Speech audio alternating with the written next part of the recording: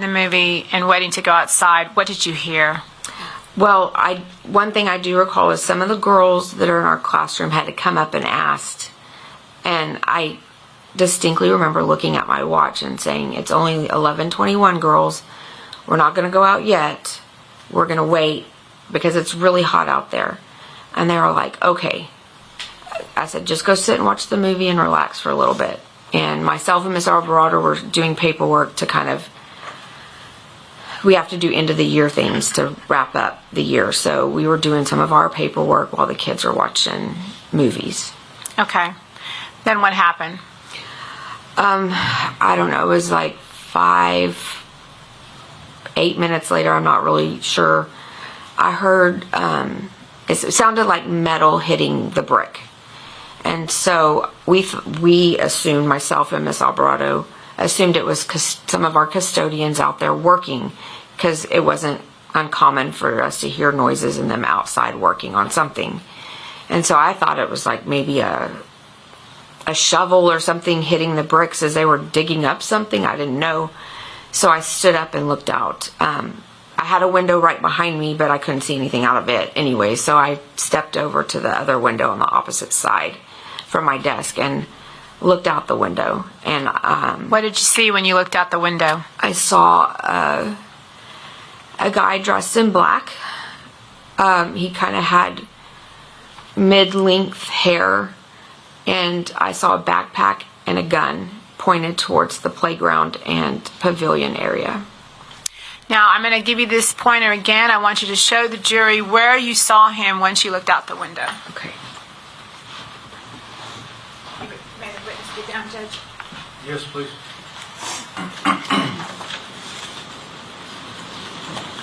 So there was a tree right outside this window right here. My desk was over here somewhere, and there was another window. So I was looking out this window closest to the corner of the room, and there's a tree here, and he was standing by that tree. Okay. On the sidewalk. And where you're pointing to, for the record, is the southwest corner of that 4th grade building. Is that right? Yes, ma'am. Okay. And we see a sidewalk that's kind of in an elbow shape, right? Yes, that. Okay. Right there, and that leads up to the south door. Okay. And he was on that corner? Yes. Okay. Thank you. Let me sit down.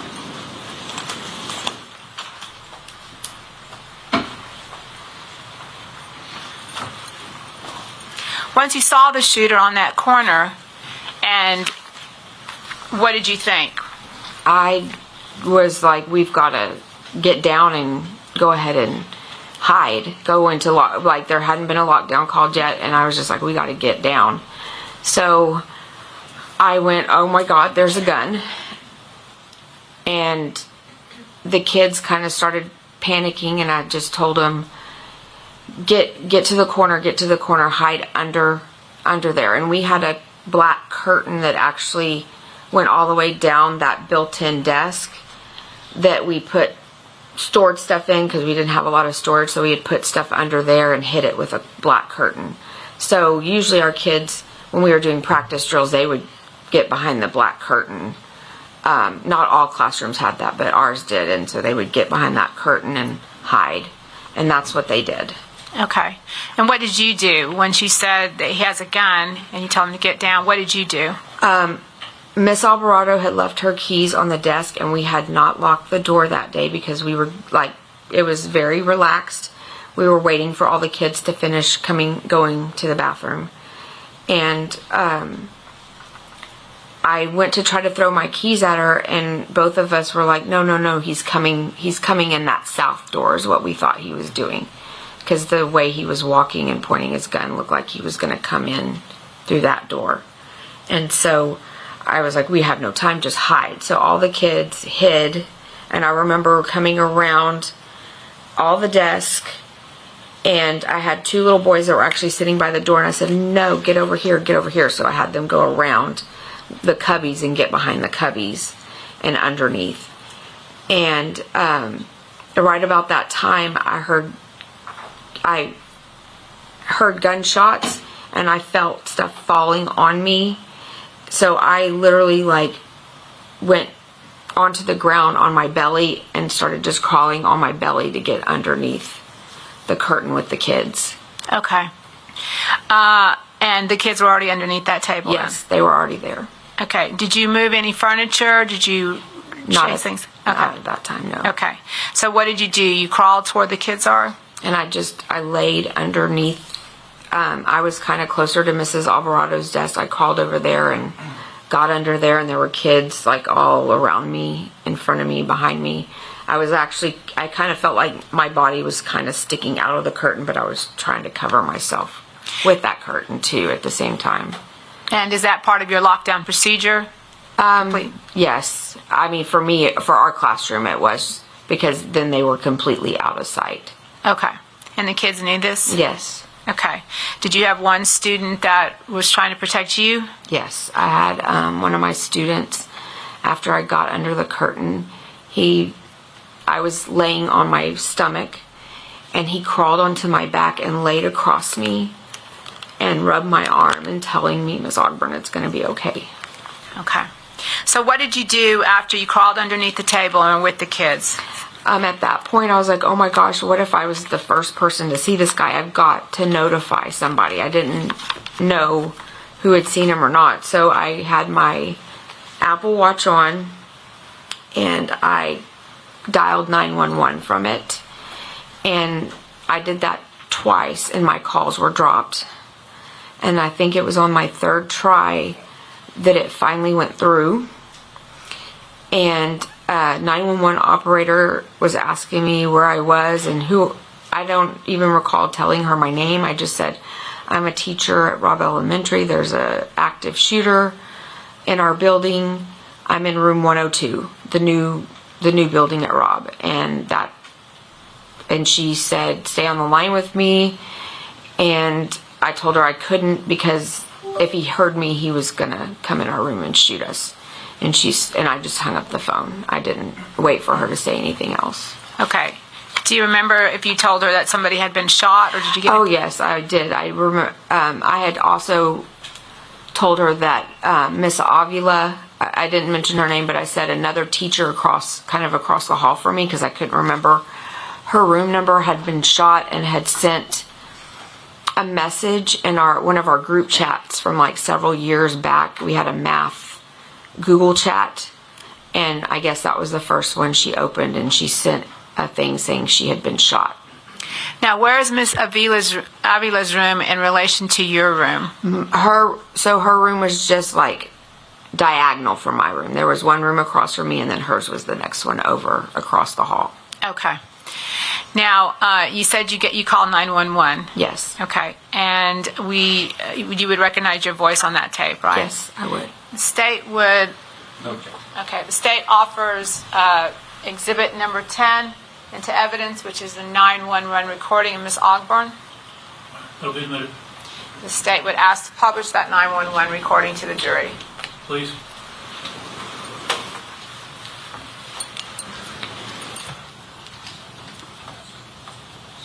You already telling 911. You already telling 911. I was on to shoot at Robb. Robb Elementary was on to shoot. Robb Elementary was on to shoot. This is what I'm telling you. Okay, I'm telling you. I don't have a little bit of two gunshots outside the classroom. You just did a gunshot to your parents in the building. I don't know who's doing what. I don't know what. And I was having a picture of somebody is shot over the classroom. Somebody is shot in the classroom? Okay, can you tell me the key to the another one. I'm sorry, what? Another classroom. I don't know. She's hurry. Okay, now what room number? Can you tell me what room? Room number 2. I'm looking for the doctor. I don't know what that was. I gotta go. I can't let you hear me. Okay, it's okay. It's okay, I understand. Okay.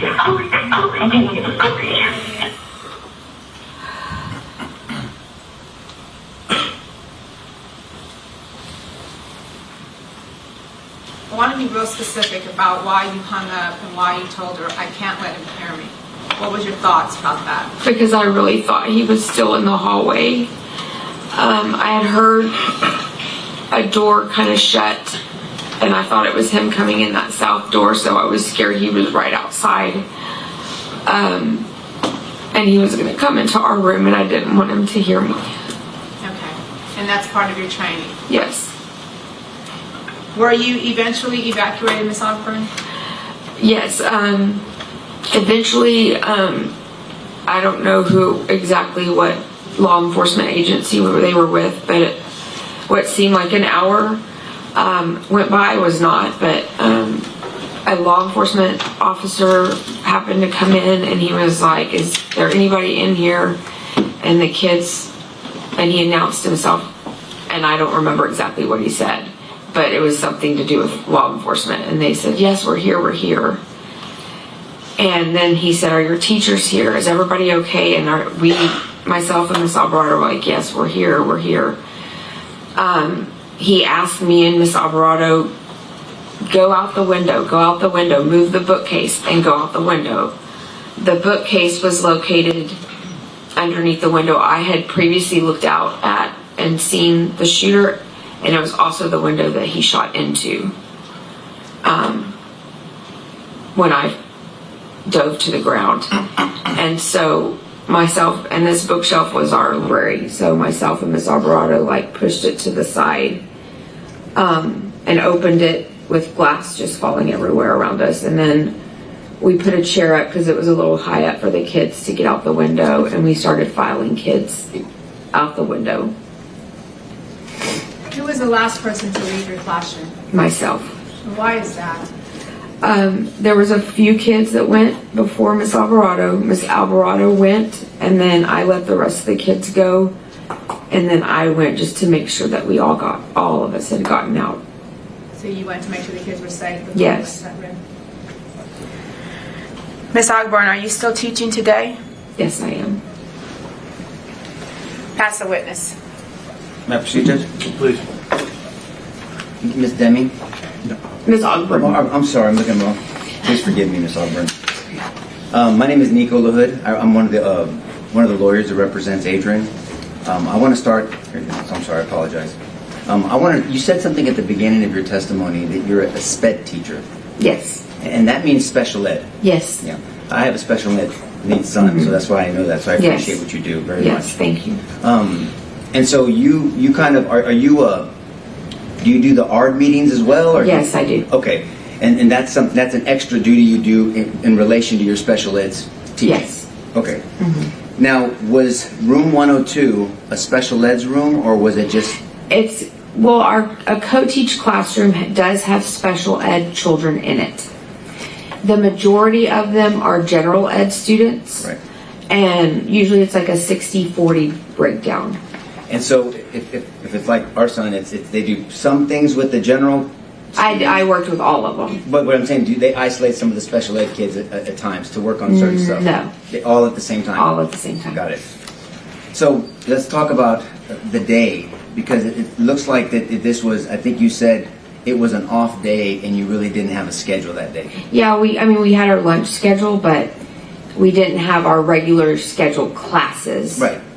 And that's not a criticism, it's just the way it was. No, it's just the way it was because it was only like a day or two before school was to be out. And you had your award ceremony, and then so did some kids leave after the award ceremony? Yes, sir. And so the ones that stayed, it was more of a after school play time, just hang out. Yeah, we were just going to hang out. We had some projects. We had fun STEM projects we had been doing with them a few days, the day before. And we were going to probably continue that later that afternoon and finish some of them up. And just so the jury understands it, what's a STEM project? STEM is science, technology. I can't remember it all. Anyways, it's basically math, everything together, and they can create things. It's more of a creative way to use their minds. And so we're building roller coasters out of paper plates or stuff like that. And then at some point, I think you described the noises you heard. You thought it might be maintenance working on things. Yes. And noises were normal. It sounded just like metal on brick. I want to also ask you, do you know what a bailout is? Yes, I do. Will you please describe to the jury what a bailout is? A bailout was when we had illegals that they were basically chasing down, and they would stop and run out of their vehicles and hide from the police And or the bailout is referencing bailing out from a